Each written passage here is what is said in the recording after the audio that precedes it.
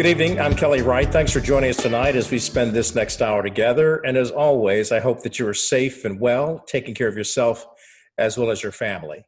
Here are my opening observations. Rayshard Brooks was laid to rest on Tuesday, and many people today, particularly those living in Atlanta, are still remembering another tragic chapter in the life and death of a Black man killed by police. And during the funeral, Bernice King, the youngest child of the Reverend Dr. Martin Luther King Jr., spoke at that funeral. She explained that Rayshard Brooks was killed on the same day that the civil rights activist Medgar Evers was gunned down in 1963. A year later, on June 12, 1964, Nelson Mandela was sentenced to life in prison for conspiring against the white South African government. Going back to Medgar Evers, he once stated this: "You can kill a man, but you can't kill an idea. The gifts of God should be enjoyed by all citizens." Certainly, that is something that Rayshard Brooks was pursuing, trying to live a life, getting through trouble with the law, going through a probation period, but also striving to change his life and live, as he stated in his own words, struggling to be the best man that he can be. Sadly, none of us will see his potential fulfilled. And here's some excerpts from yesterday's funeral.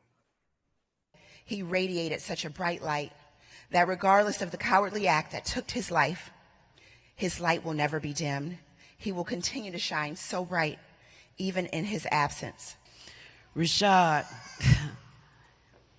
gave me the honor not just to be a mother-in-law, but a mom. He never called me mother-in-law. This is my mother-in-law.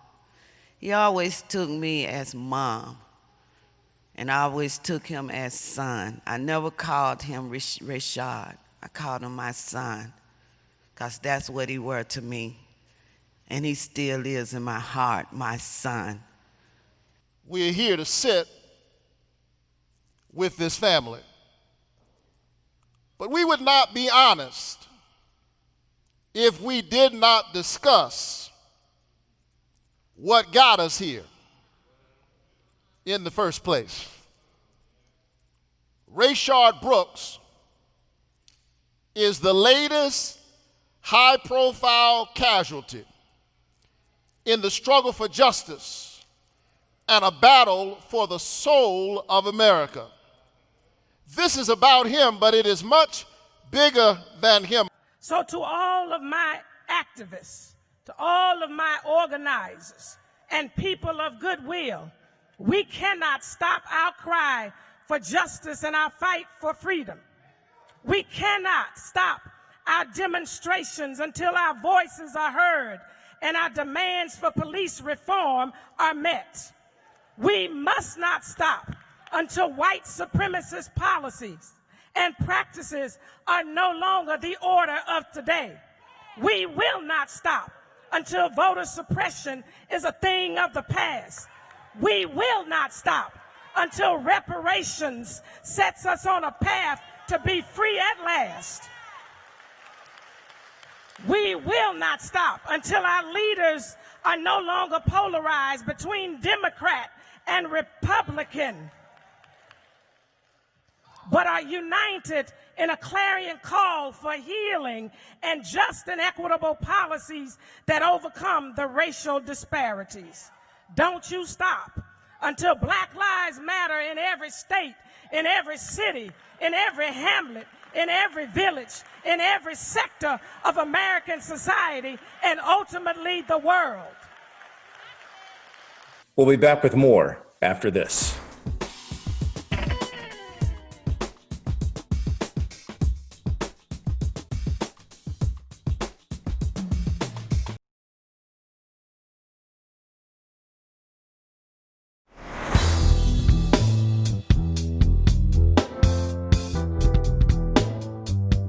Joining me now, my first guest, attorney Mark Harris. He is a member of the Ben Crump Law Firm. And Mark, you're also an economist, and we're going to talk about a myriad of issues today. But let's start first of all with what unfolded yesterday at Ebenezer Church there in Atlanta, Georgia, as people pay their final respects to 27-year-old Rayshard Brooks, the young man who was shot in the back in a Wendy's parking lot. And we've talked about it on this program before, and we're talking about it once more as people made their last respects. And of course, Bernice King also speaking there, the youngest daughter of the Reverend Dr. Martin Luther King Jr., and everybody having a sense of loss with another Black man killed by police officers. How do you make sense of all this? Because it's really hard to make sense of where justice is in times like these. It's very difficult, as you just pointed out, Kelly, to make sense of this. This is senseless. One of the things that the pastor who did the eulogy said yesterday is, I don't know what to tell my kids or to tell myself about what's appropriate behavior when you're confronted by law enforcement. He said, should I run and try to get away and run the risk of getting shot in the back, or should I comply completely without resisting and get the very life choked out of me as what happened to Mr. George Floyd? So it's very nonsense, and all we can do is to try to make sense of the senseless and to try to continue to move forward. You know, there's a litany of names on, and we talk about the pain of each case, from Emmett Till to today, and the lynchings that took place throughout the South, and then many people are calling what happened to George Floyd a modern day a lynching, and it's just like, the Black community is grieving, we're hurting, and we're saying we're tired of I can't breathe, we're tired of being killed when we are unarmed, we're just tired. How do we deal with this issue? I know we have Black Lives Matter. I know we have people protesting in the streets, peacefully protesting, but how do we get to a place where we are recognized not only for respecting the law, but that the law in turn respects us and has justice and peace rendered to every citizen in America? It's a great question, Kelly. I think it starts with each and every one of us. The person in the mirror is where you need to begin this journey. So I tell folks, get in where you fit in. If you're a teacher, bring awareness in your classroom. If you're a doctor, increase access to medical care. You had a great physician on the special Father's Day tribute show. I just felt his energy all through the television, as I'm sure your viewers did.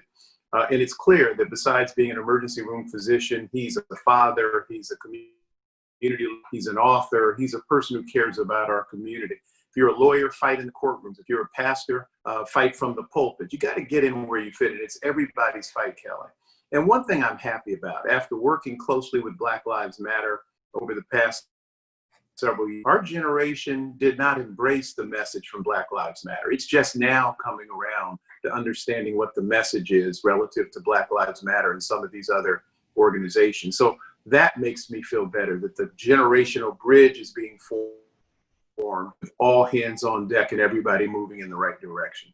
Well, Mark, on that point, the fact that you've worked with Black Lives Matter, are you upset at all by the detractors of Black Lives Matter, notably white evangelicals who have cast aspersions on Black Lives Matter, stating that they're here to take down America and they're prone to violence and that they're Marxist inspired, which we've heard this before. We heard the same thing with the Reverend Dr. Martin Luther King Jr. when he started with the Southern Christian Leadership Conference, and people said he was communist inspired.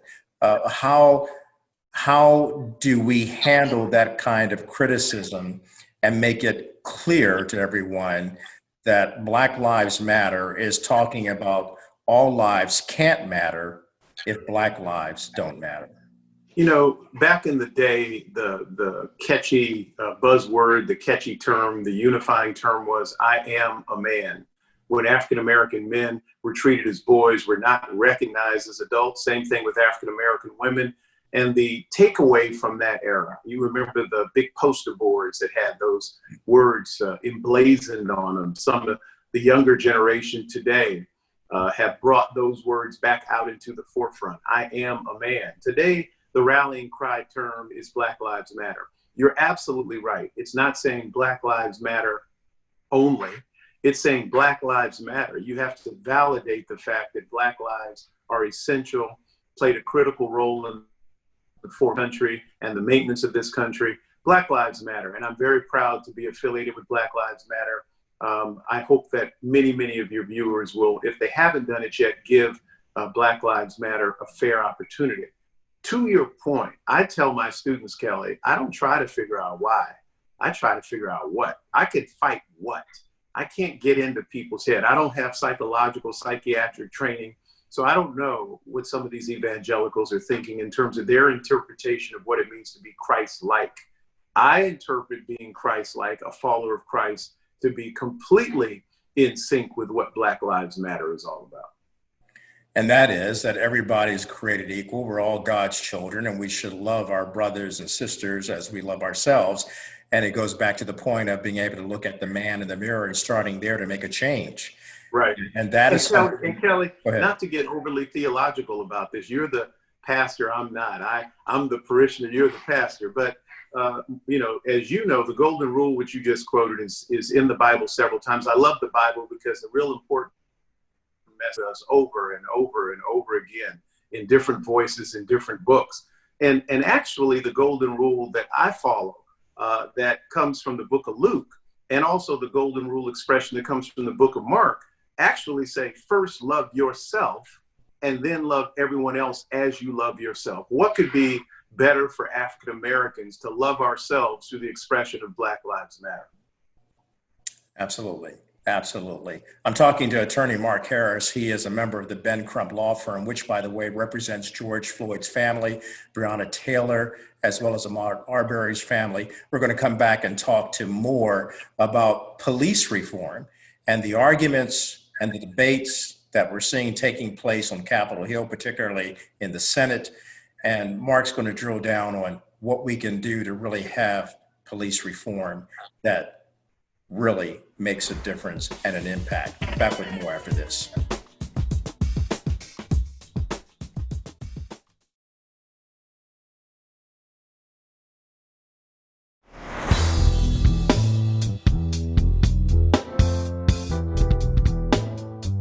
Welcome back to the program. I'm talking to attorney Mark Harris. He is a member of the Ben Crump Law Firm, in fact, the managing partner there in Sacramento, California.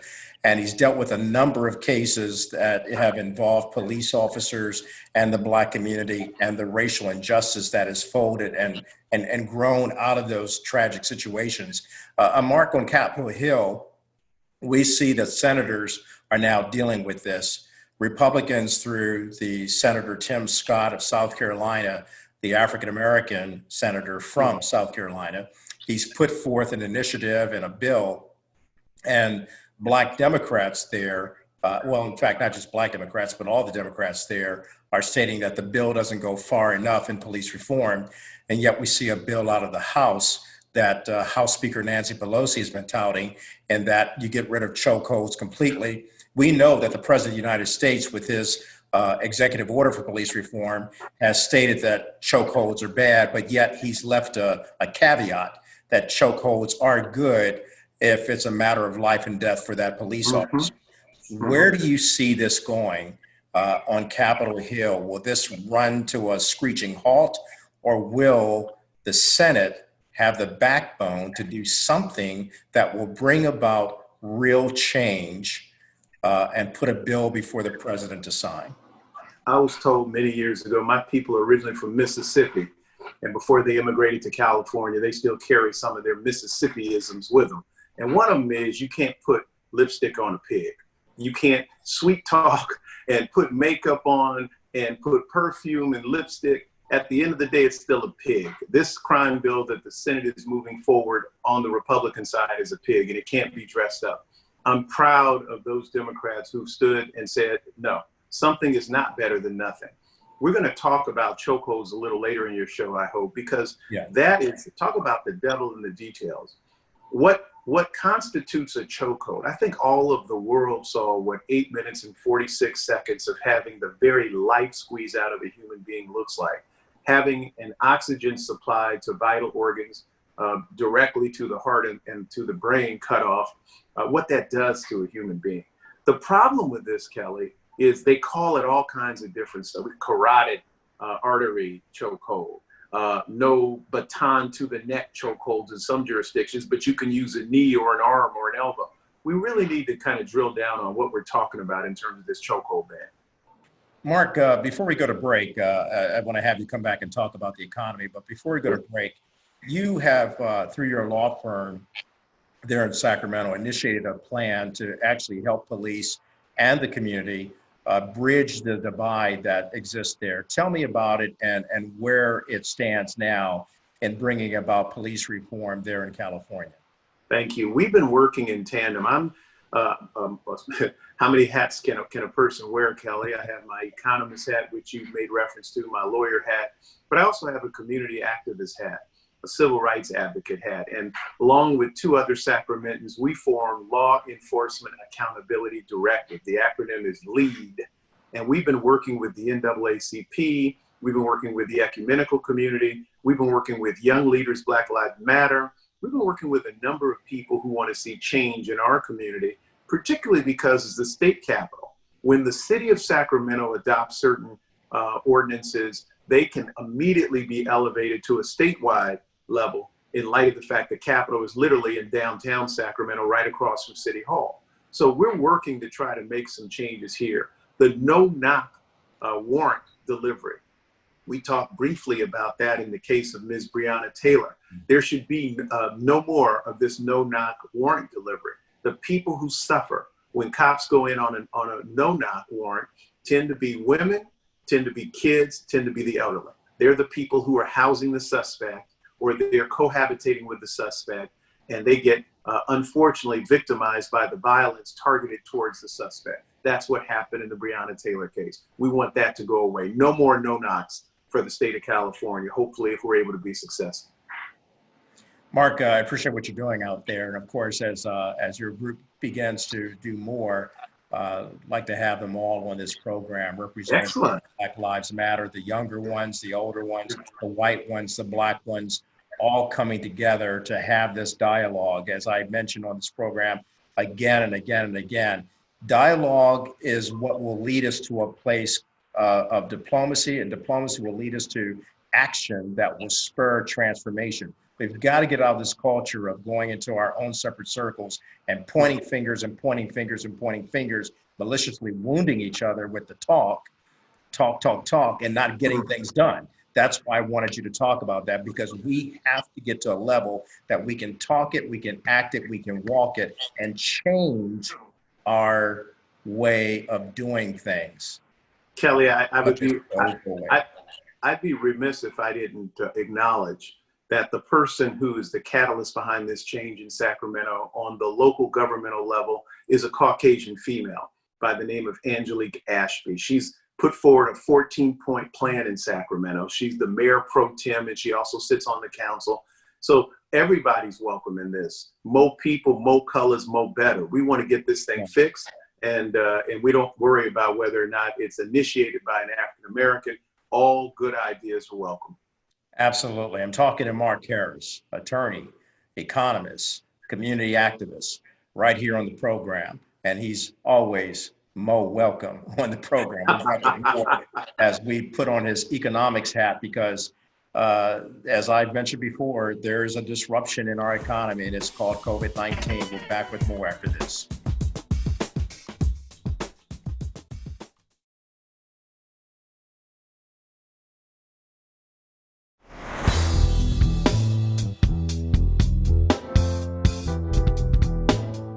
Welcome back to the program. So I'm spending a longer time with my good friend Mark Harris, attorney there in the Sacramento, California area, managing partner of the Ben Crump law firm.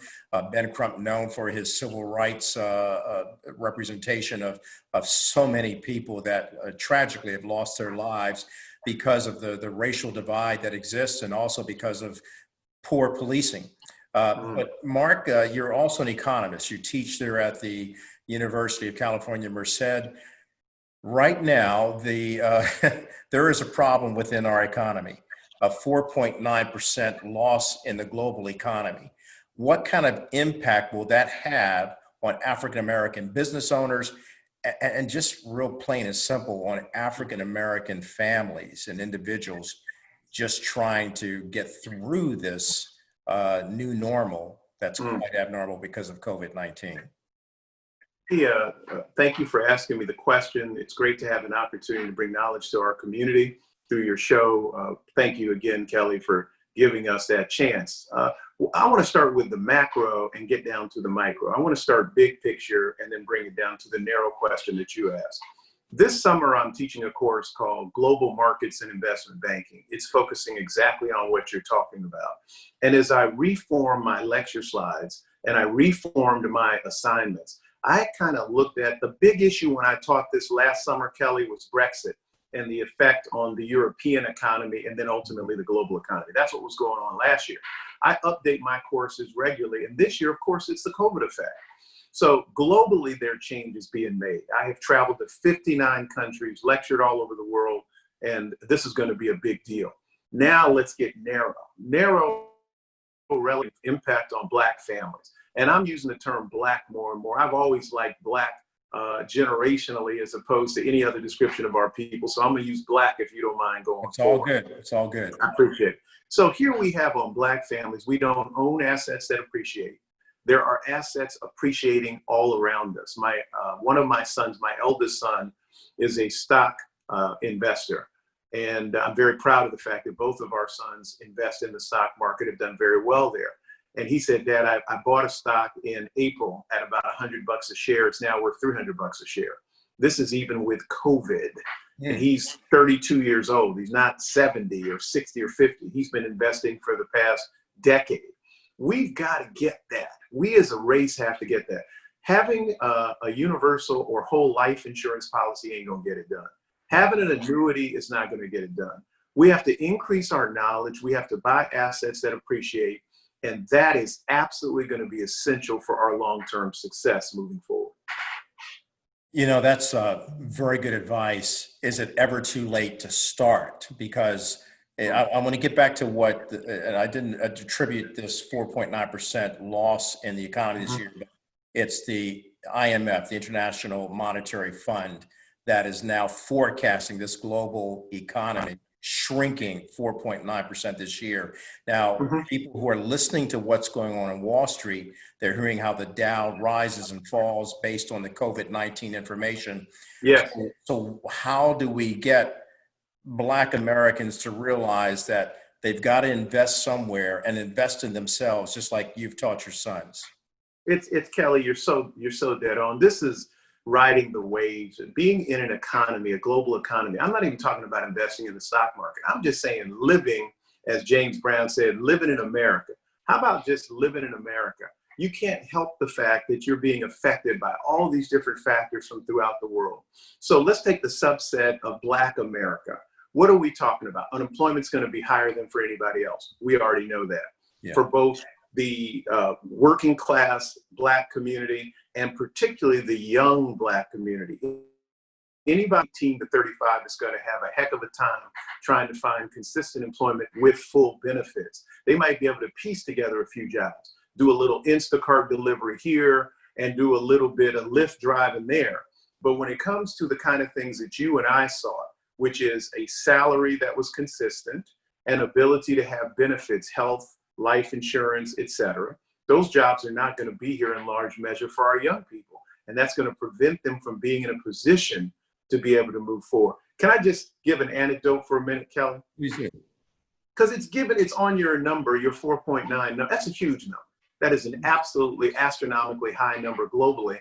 And if it's that globally, when we're talking about targeted markets within markets, what effect? Inflation is going to come roaring back at some point. It has to. And what's worse about that is as things are going to cost more through inflation, there are going to be fewer and fewer jobs. The state of California as an employer has already told its employees, get ready for 10 to 20% cuts. We just passed our state budget 2 days ago. So that's a major, if you still have a job, if you still are blessed enough to have a job, you're going to be making less than you were making before through no fault of your own. Then if you're an independent business person, you better get in where you fit in and understand the dynamics of technology and how that's changing your entire way of doing business. And that, my friend, is the new normal. Welcome to Mhm. the world in the wake of COVID-19. Racism it might exist. COVID-19 is a virus that exists. But the one thing we have to make sure of is that we accomplish success in all of those areas, which is why I'm glad you talked about everything that we've talked about today and ending it on how we can change the trajectory of our future economically, spiritually, mentally. And it's so important, Mark. Appreciate you being on the program.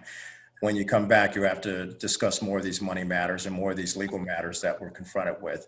Mark Harris, attorney for the Ben Crump Law Firm. He is the managing partner out there in Sacramento, California, doing some great work in the community, in the hood, for some good.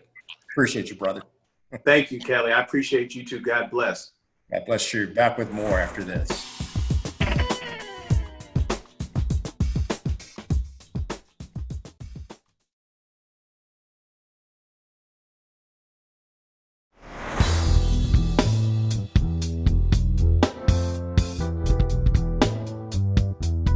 Welcome back to the program. So as you know, we're all going through this coronavirus pandemic. And in addition to that, as I've often said on this program, and as you've heard so many people say, we're also dealing with the epidemic of racism. We've seen people out on the streets protesting. We've seen people wearing masks. We've seen people not wearing masks. And we've seen people lose jobs, millions of people losing jobs. It's enough to make you want to holler, throw up both your hands. But before you do that, before you just lose it all, let me tell you that I have someone who has a secret about how you can have a vibrant life successfully, even in the midst of these troubling times. And that is our good Dr. Colleen Hawthorne. She joins us now. She is the author of Vibrant Life Success. And Doc, it's good for you to join us and weigh in on the myriad of issues that we're confronted with. And change happens. And so how do we deal with change so that we're mentally, physically, and spiritually to get up every day and treat it like the best day that ever happened to us? Kelly, first, thank you for having me back. It's always so good to be with you. And as you said, we are in the midst of, unprecedented times. And one of the things in terms of understanding how we process these things mentally and emotionally is to understand that one of the common theme here is change. You know, what is change? Change means to transition, to modify, to a conversion from, one system to another system.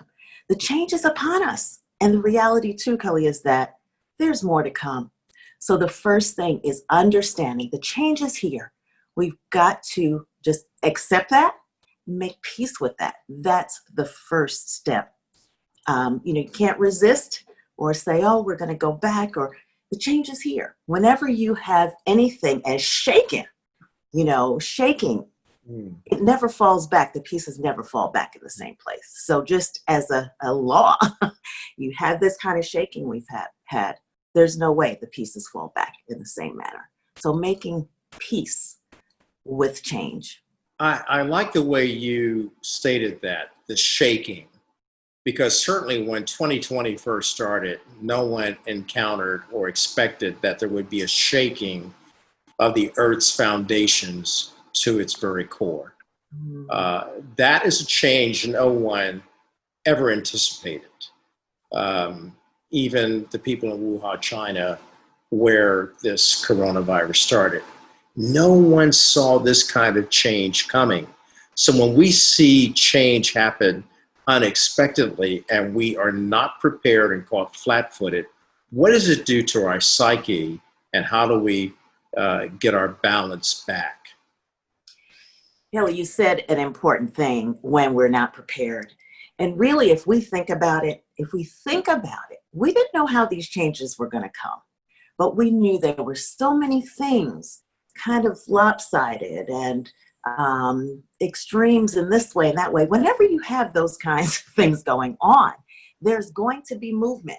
There's going to be movement because we're created and the world is designed to have a level of balance. It's not always equal, but this is a law. When you start seeing the scales tipping so intensely, something's going to happen to have to even that out if we want to continue to move forward and be successful, in a healthy manner. So really the first thing is, were we paying attention or so distracted by other things? Because there were signs we need to do things. We certainly didn't know this level of shaking. I love the way you said it, to the core, the Earth's core would happen and what things would really shift us into some of the change that has to take place and has been long time coming. Thank you. Let's take a break because when we come back, I'd like to talk to you a little bit more about change and how we become change agents through the change. Hold that thought. We'll be right back with Dr. Colleen Hawthorne, author of Vibrant Life Success, after this.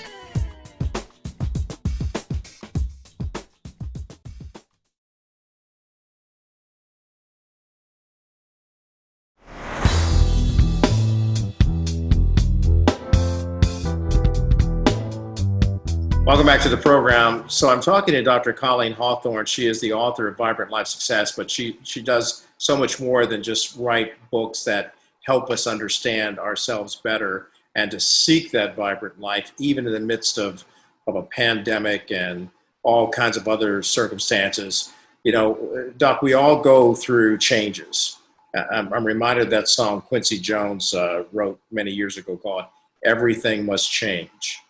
Except rain falls from the clouds, sun lights up the sky, and hummingbirds still fly. But right now we're dealing with the coronavirus and a pandemic that's impacted our jobs. And how do we become change agents in the midst of this change that is life-threatening, as well as it can break us down financially? Kelly, realizing there is a common denominator that's confounding or compounding, and maybe confounding too, all of this that's going on. The level of impact is it's global, far-reaching. The level of impact is massive. These are huge things, huge changes we're seeing as a result of what's going on, with the pandemic and other things going on now, that are creating change. And the other thing that confounds this is at the same time, these matters are affecting everyone at the same time across the world, right? So whenever there's major change on a massive level like this, your entire being has to adapt. From the physical adaptation, our bodies, every cell in your body, every organ system has to then adapt. It has to shift and, make those adjustments to adapt to this change. And we're having change upon change upon change, mentally and emotionally, right? The brain houses the mind, and there are changes there that go on within the brain that affects our mental and emotional well-being. So there's adaptation that has to go there. And then there's adaptation to our experiential day-to-day life. You lose a job, you've got to adapt. You become a teacher, all of a sudden, and the principal, right, in your home, teaching your children. Those are major adaptations. I've got to cook now. I've got to, it was so cute. Oprah one day came on and she's trying to figure out how to put the duvet cover on her comforter. But that's a change right in your household. All of those things, we can't take them lightly. Your body, physically, mentally, psychologically, has to adapt to all of those things. And it takes time. And it takes, really, we have to allow ourselves the grace and the space, and allow everyone else around us the grace and the space to make these important adaptations. So we're doing this in the healthiest manner with the best outcomes. That is good. Dr. Colleen Hawthorne, thank you so much, because I think what we've learned is that we can handle change because we have it in our DNA from a download from God to deal with every situation we come up against. And certainly we've come up against a lot this 2020 season, and we don't know how it's going to end. But I kind of think if we follow your advice about being able to adjust to the change and have that adaptation and have it mentally, spiritually, and physically, we'll get through this together. Doc, thank you. My honor. My honor. Appreciate having you. Make sure you come back to keep telling us how we can live this vibrant life, because the family needs it, individuals need it, we all need it. All God's children need some vibrancy. Okay. We'll be back with more of the program after this.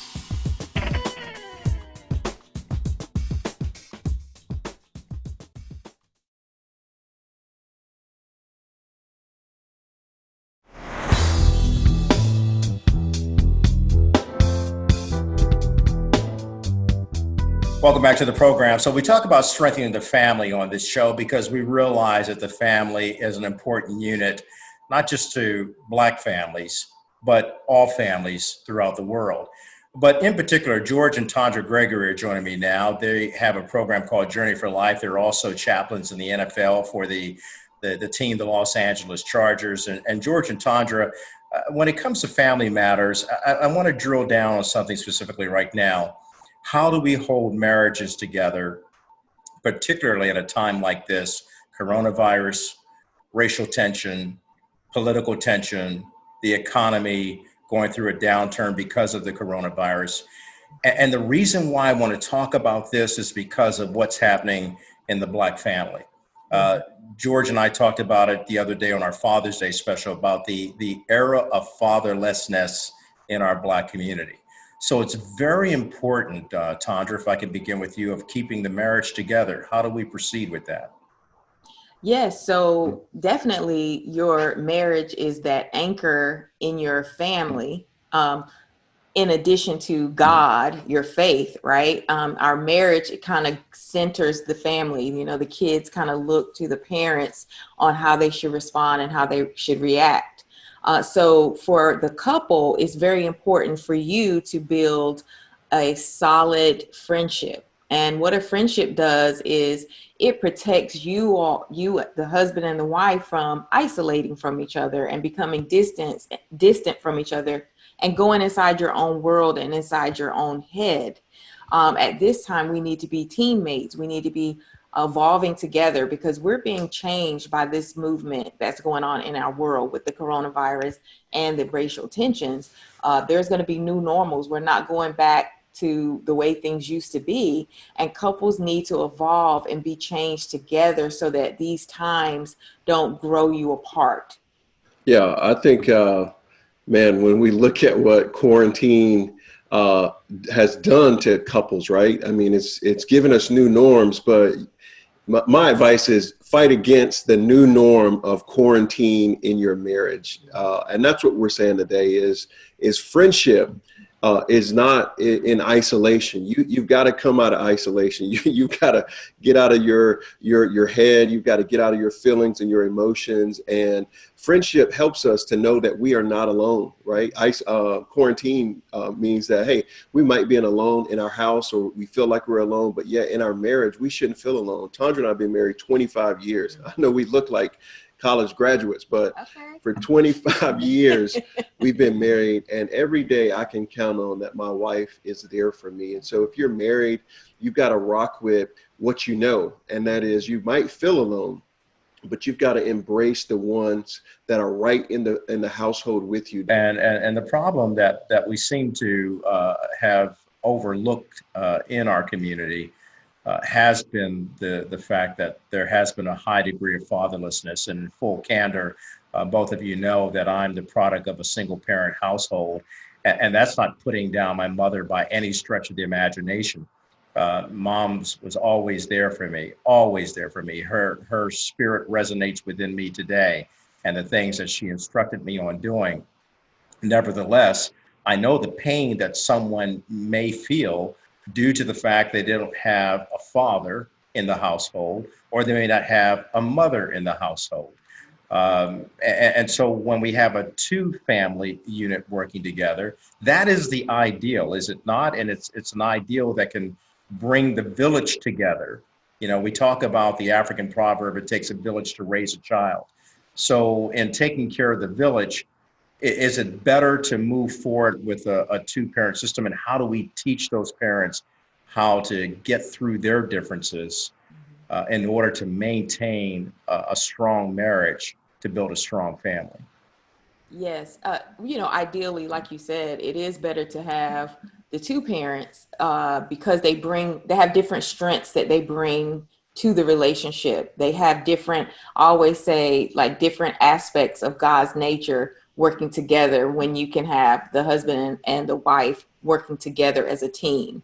But that's not the end of the story, because God's story is about redemption. So if that's his ideal plan, he still has another redemptive plan that comes, and that's where the community comes in. That's where mentorship comes in. I too, grew up without dad in the home and that presence and what that brings to stability and anchoring me as a young woman. I missed out on that through having that father in the home.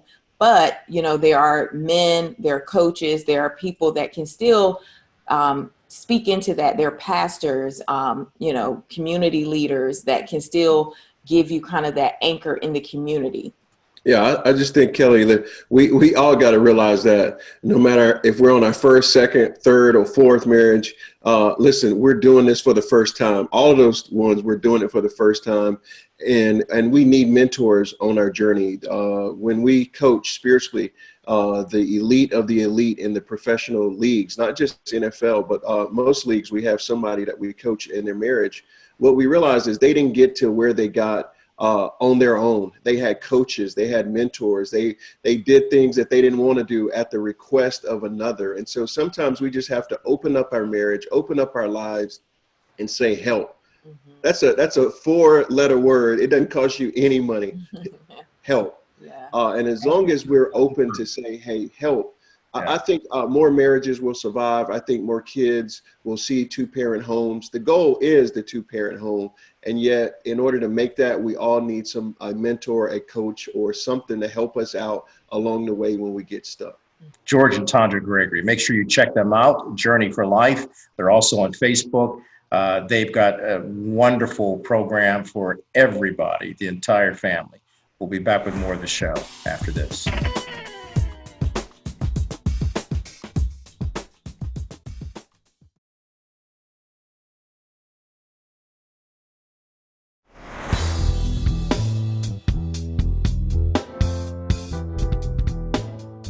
Welcome back to the program, and now for my final word.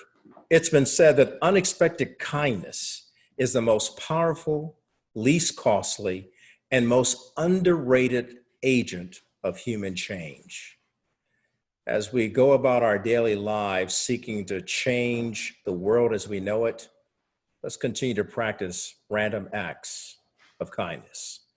Hopefully you've been righted, ignited, and united to keep spreading, not fear, not racism, not hate, but love, freedom, and peace.